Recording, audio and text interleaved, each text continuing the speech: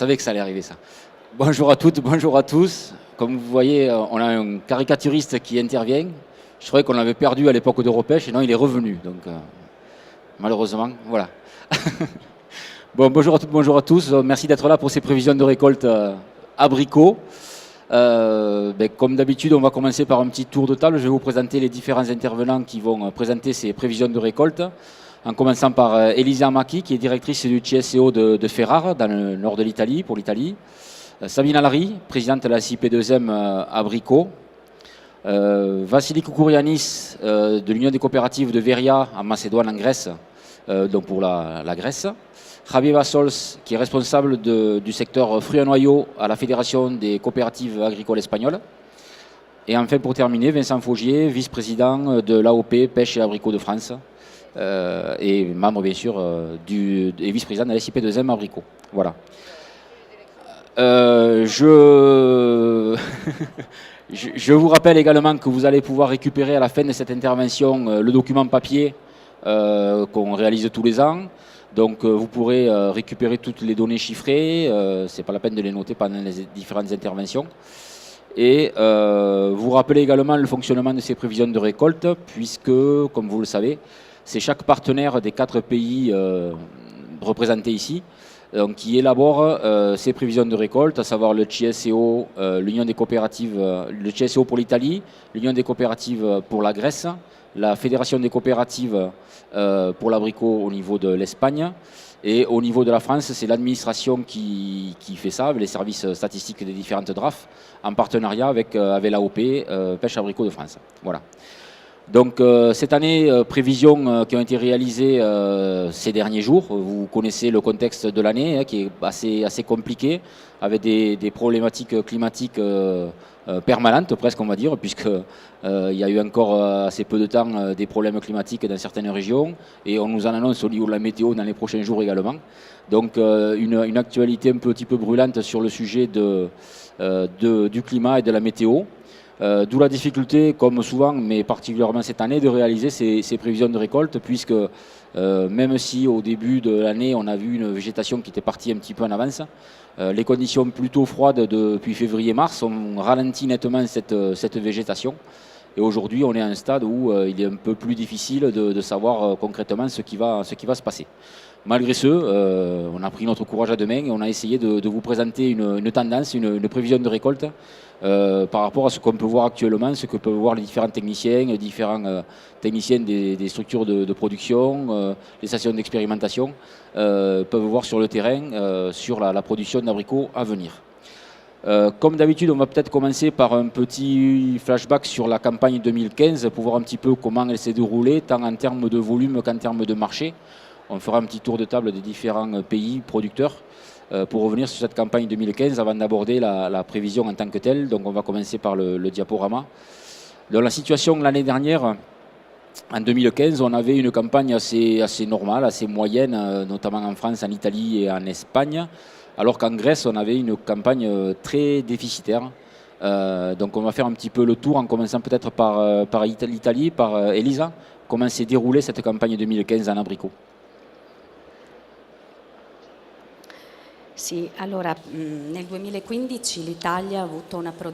En 2015, l'Italie a une production pas très élevée, surtout dans le nord. Il y a eu des problèmes de production importants. Je parle surtout des variétés précoces. Dans le sud du pays aussi, nous avons 3 régions importantes qui produisent l'abricot: Emilia-Romagna, Campania et Basilicata. En Campagne et Basilicata, la production est rentrée dans la norme, mais loin du potentiel maximum de production. Donc, pour 2015, nous avons 200 000 tonnes environ, c'est-à-dire 10% en moins par rapport à l'année précédente. Comment s'est déroulée la commercialisation de ces abricots?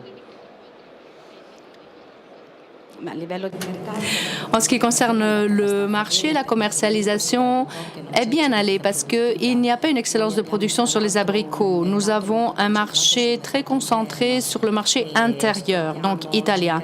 Nous exportons 25 000 tonnes d'abricots, donc c'est des quantités plutôt réduites. Sur notre marché intérieur, les consommations fonctionnent bien, non pas seulement l'an dernier, mais aussi depuis plusieurs années. Je dirais même plus, en 2015, nous avons enregistré 5 personnes en plus par rapport à la consommation de l'année précédente. Donc c'est un marché intérieur qui nous donne une grande satisfaction.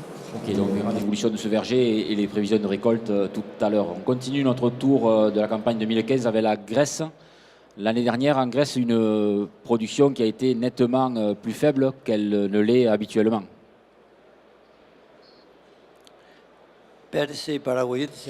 L'an dernier, effectivement, la production de la Grèce était une des productions les plus faibles de ces dernières années.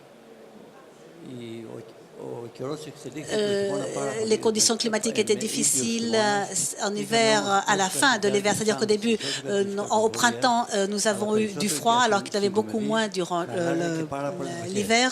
Nous avons eu du gel, nous avons eu beaucoup de pluie et tout ça, lié justement à un hiver très doux, a eu comme résultat une baisse de la production par rapport aux années précédentes. Les prix et la qualité étaient, la consommation était satisfaisante. Mais le prix, cependant, a marqué une base importante. Et la variété la plus importante, c'est Bebeco. Cependant, c'est une variété qui ne répond pas aux exigences européennes, mais qui a une demande importante en ce qui concerne la transformation du fruit. Et je pense que c'est une variété qui va continuer d'être classique pour les années à venir. Ça, c'était donc la situation de la Grèce en 2015. Après la crise de la pêche, il y a donc une tendance, une restructuration en ce qui concerne les abricots, aussi bon dans les régions classiques que dans les autres régions où l'on peut planter justement. Et nous avons certains problèmes dans certaines régions. Et nous essayons de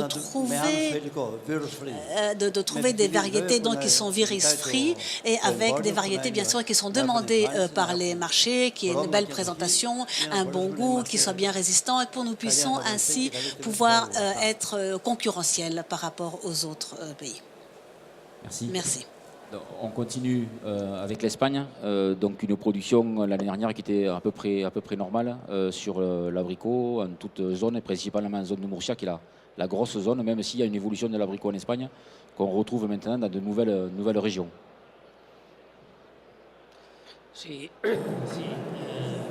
Oui, c'est vrai qu'en 2015, il y a eu une augmentation de la production par rapport à 2014, à peu près en 25% d'augmentation. Et ceci répond au fait que pendant les dernières années, les plantations ont augmenté partout en Murcie et même dans d'autres endroits. Surtout, je l'ai déjà dit, dans d'autres années, c'est pour le marché frais, aussi bien le marché intérieur que l'export.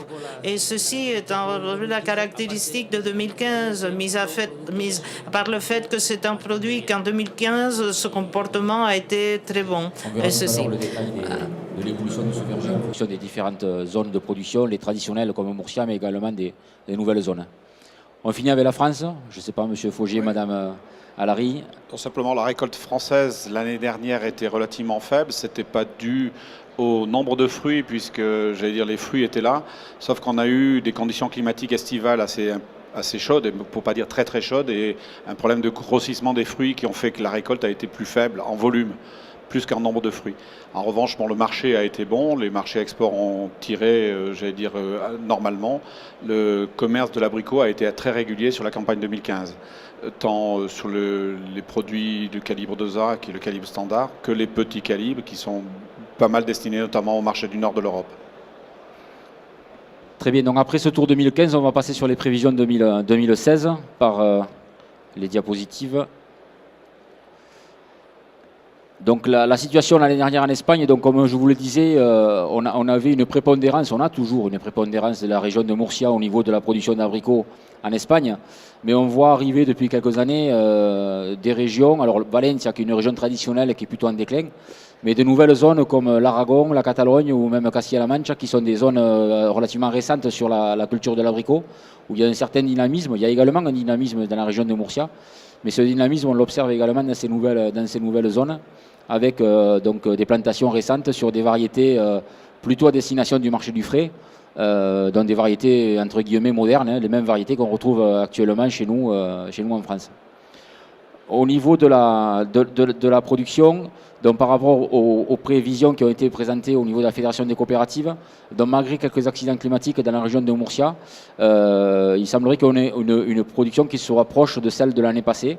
Alors d'une part, on a effectivement un certain dynamisme avec des jeunes vergers qui rentrent en production, ce qui explique peut-être un petit peu en partie cette compensation des accidents climatiques qu'ont connu certaines zones comme la région de Murcia. Mais globalement, donc une production qui devrait se situer autour de 110 000 tonnes, qui est pas le potentiel complet, mais qui est quand même une récolte proche de celle de l'année dernière. Pour compléter un petit peu les problèmes climatiques que vous avez connus au niveau de l'abricot en Espagne, Monsieur Bassols. Ah oui, surtout, il y a eu la grêle, il a gelé au mois de février, au mois de mars, quand la plantation était en pleine nuaison et floraison, en pleine floraison. Et ceci fait que quelques plantations ne sont pas au 100%. Et ceci a été compensé par les augmentations de production qu'il y a eu, l'évolution de la production des dernières années. Donc, on attend une campagne qui soit très similaire à celle de l'année passée et peut-être on aura moins de fruits, on aura un calibre plus grand et peut-être donc c'est l'instabilité en Espagne concernant cette campagne 2016. Ceci, c'est ce qu'on a. De production, la végétation était en avance à la sortie de l'hiver. Actuellement, avec l'évolution du climat, comment on se situe? Bon, maintenant, on est dans une année plutôt normale. Disons que, oui, c'est vrai que c'était précoce en fonction de d'autres années, par rapport à d'autres années, mais en Espagne, depuis un mois et demi, les températures sont plutôt basses et il y a eu pas mal de pluie aussi. Et donc, pourtant, ceci a fait que ceci ralentisse un peu l'évolution. Et la prévision disons, on ne la voit pas vraiment à cause du ralentissement de fruits. Donc effectivement, pour cette année, une production qui devrait être proche de celle de l'année dernière en Espagne, avec d'une part des accidents climatiques suite au gel sur des floraisons au niveau de certaines régions, comme la région de Murcia notamment. Mais comme le disait M. Bassols, donc une évolution du verger à la hausse, des surfaces qui rentrent en production, et donc qui compense en partie cette charge plus faible, plus limitée. Au niveau des variétés, c'est vrai que des variétés anciennes comme Bulida sont en train de petit à petit de disparaître au profit de nouvelles variétés plus adaptées au marché de l'exportation et au marché européen en général. On continue avec la carte de l'Espagne. Donc voilà, pratiquement pas de changement, même photo que l'année dernière, avec toujours Murcia qui est prépondérant, mais de plus en plus des zones nouvelles qui pointent le bout de leur nez, qui ne sont pas encore à leur potentiel complet. Donc ces volumes devraient continuer à augmenter dans les prochaines années, notamment dans la vallée de l'Èbre, donc Aragon et Catalogne. On continue avec la Grèce. Donc l'année dernière, comme on l'a dit, une production très déficitaire avec des problèmes climatiques nombreux, donc qui ont réduit de moitié pratiquement le potentiel grec. En Grèce, vous avez la région prépondérante qui est le sud, la région du Péloponnèse, et avec également dans la région de Macédoine, qui est la région plutôt productrice de pêche, une diversification sur l'abricot. Donc cette année, à aujourd'hui, comment se situe la production et comment se prévoit la récolte 2016?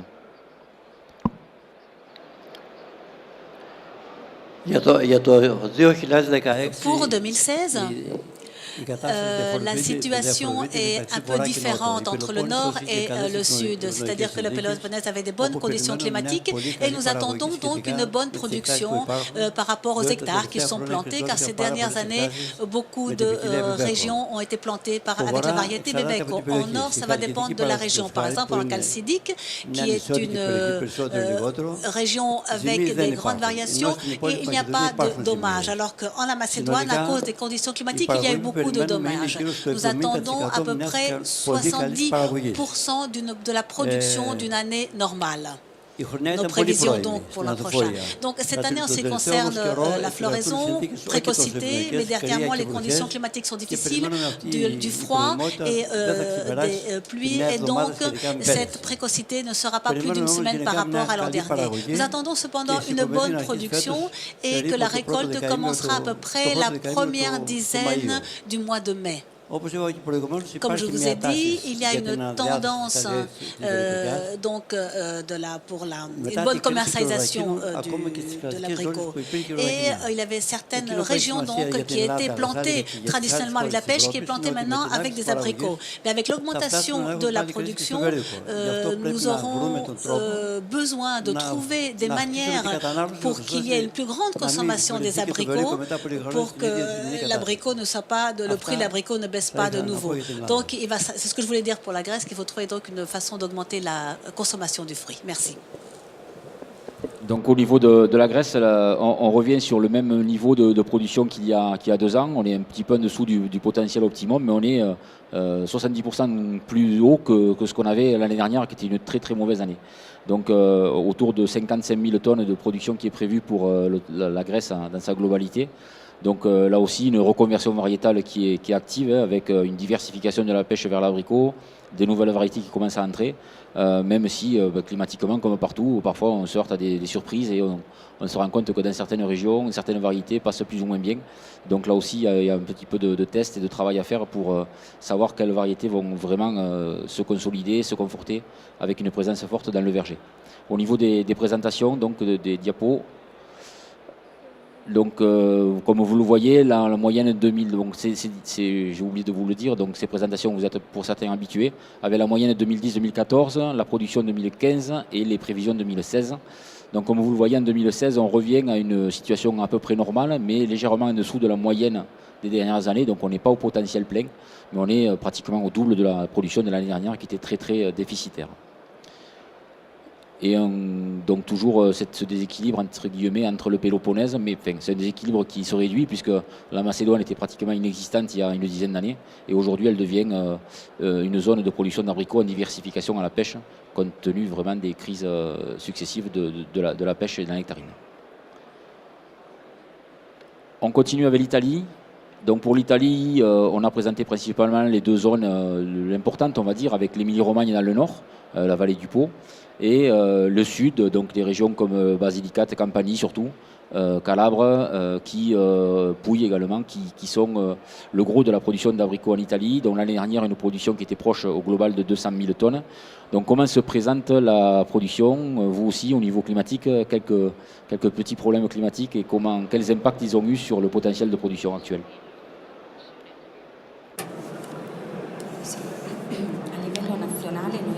En Italie, nous avons évalué 20% en moins par rapport à l'année précédente parce que nous avons eu une situation climatique un peu spéciale. Nous avons eu un hiver tiède, donc peu froid, et il y a eu aussi une anticipation des températures et il y a eu ensuite beaucoup de pluie, une grande humidité au moment de la floraison. Et donc cette humidité, ces pluies, juste en pleine floraison, a créé des problèmes par rapport à la production, surtout dans les zones du sud. Les variétés qui ont été le plus touchées par la climatologie sont les variétés précoces et celles qui sont à couleur, les nouvelles variétés. En revanche, les plus tardives ont une meilleure situation, présentent une meilleure situation. C'est pour cela que si nous allons regarder la production du sud de l'Italie, nous avons 30% en moins par rapport à l'an dernier.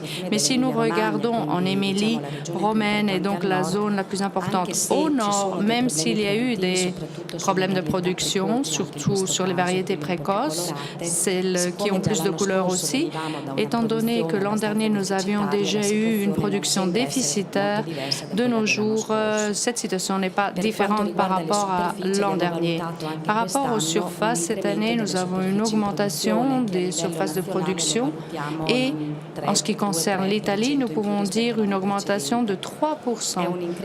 Et c'est une augmentation qui concerne l'Émilie-Romagne, mais aussi le sud de l'Italie, parce que le marché des abricots est satisfaisant, répond bien. Et donc, c'est un produit, l'abricot, qui est cultivé facilement. Tu parlais de la coexistence de deux types de variétés, avec les variétés traditionnelles, qui sont pour la plupart auto-fertiles, et des nouvelles variétés, surtout précoces, colorées, souvent auto-fertiles.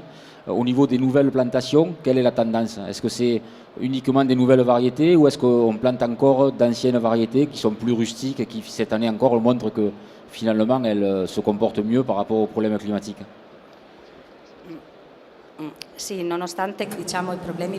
Malgré les problèmes de production des nouvelles variétés, on continue de planter les nouvelles variétés. Ce sont des variétés précoces, mais aussi tardives. Donc, ce sont des variétés moyennes qui sont pénalisées avec les nouvelles plantations, parce qu'on veut élargir le calendrier de commercialisation.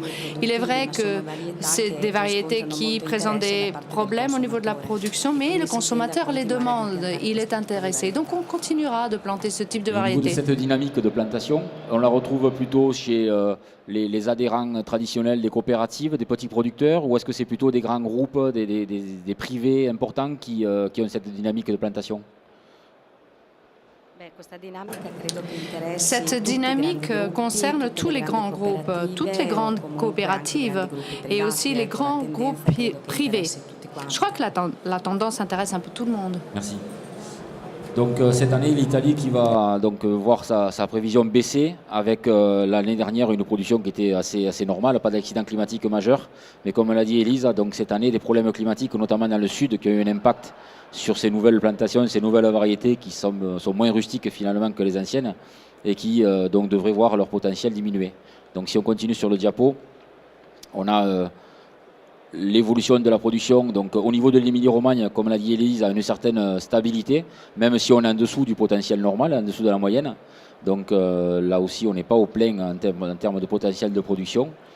Et la grande zone de production, l'Italie du Sud, les courbes parlent d'elles-mêmes, un problème climatique net qui fait que cette zone importante de production va voir sa production baisser de près de 30%, comme l'a dit Élise. Donc si on cumule ça au niveau global italien, on atteint une baisse par rapport à l'année dernière de 19% et une baisse par rapport à la moyenne des 5 dernières années de 28%, de près de 30%. Donc c'est quand même assez significatif. Donc une campagne, comme dans beaucoup d'endroits, qui a démarré assez tôt avec une avance de maturité, enfin une avance de végétation. Et puis après, les conditions climatiques difficiles qui ont pénalisé la floraison, la nouaison. Et aujourd'hui, on est à un stade où on commence à voir les déficits marqués.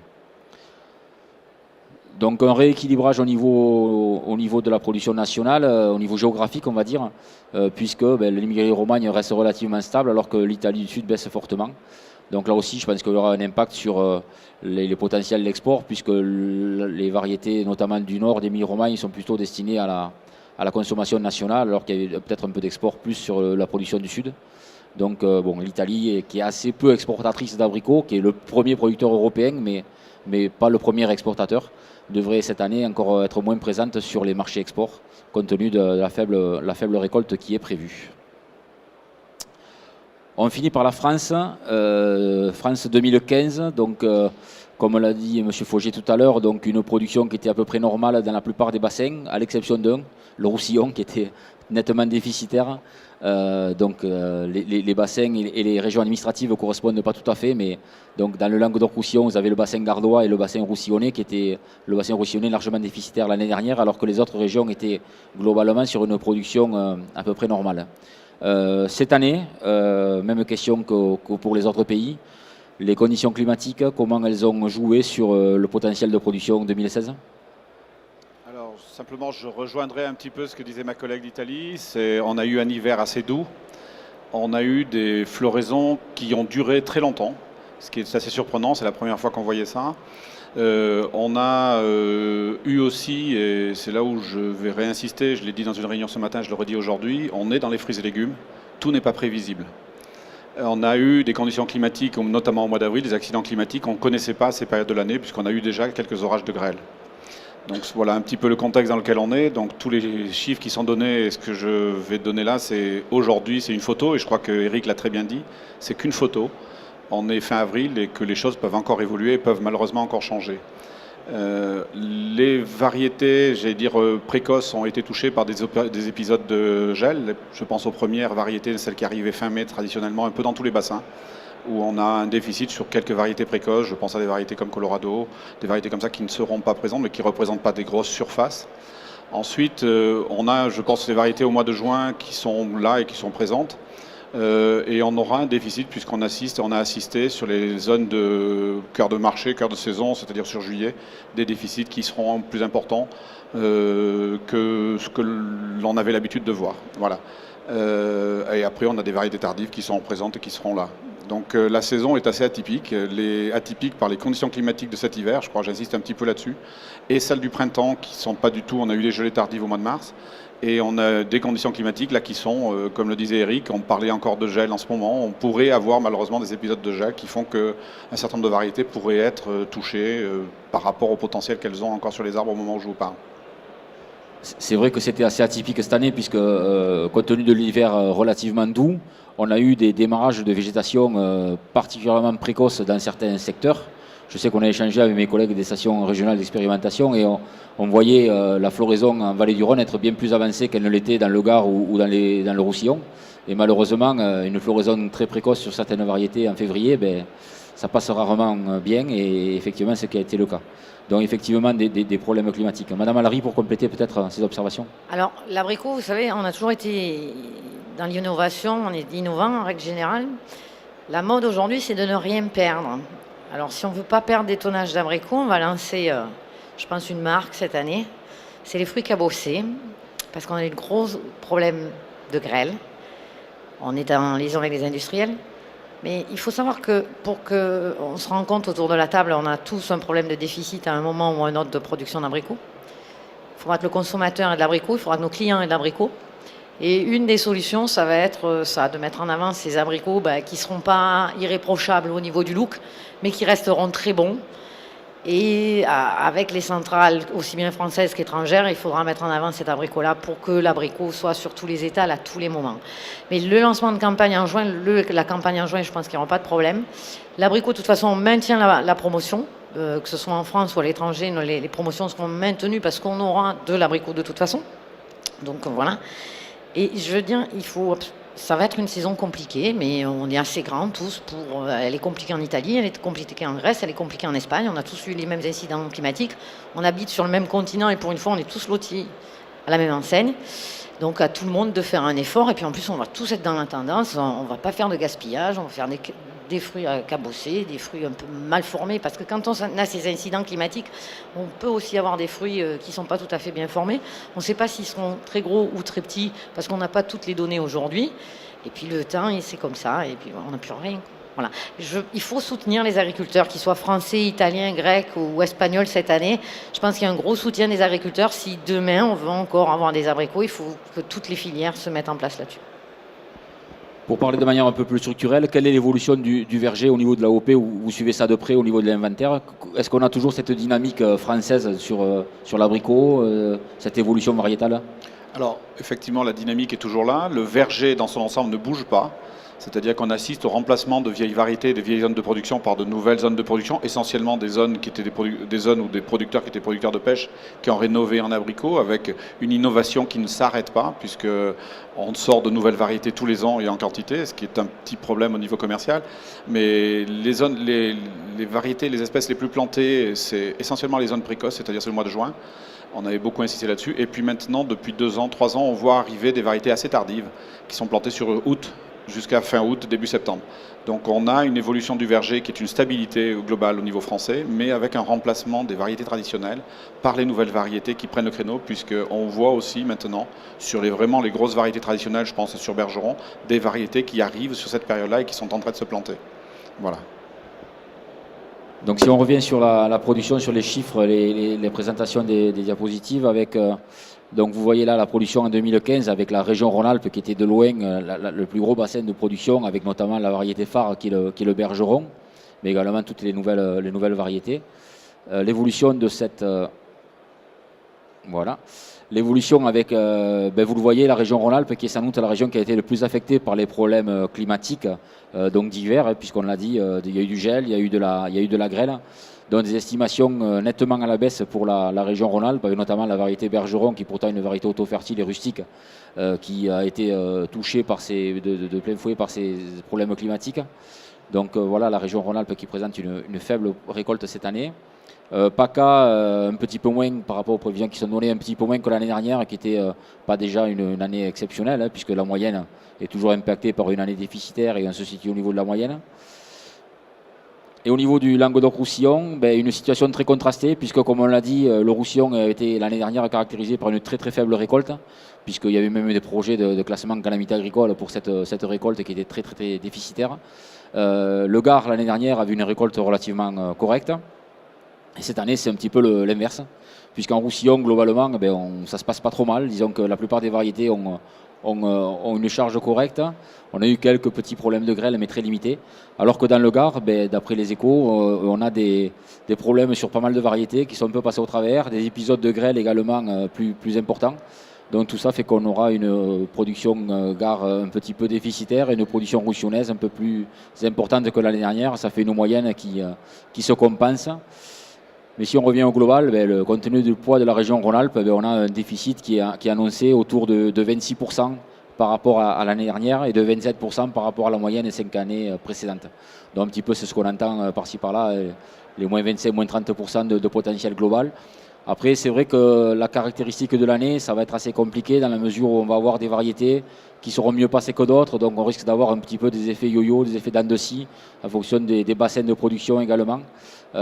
Sur les variétés précoces, certains déficits puisque des gels de floraison. Sur les variétés de saison, peut-être ça passera un petit peu mieux avec là aussi des hétérogénéités.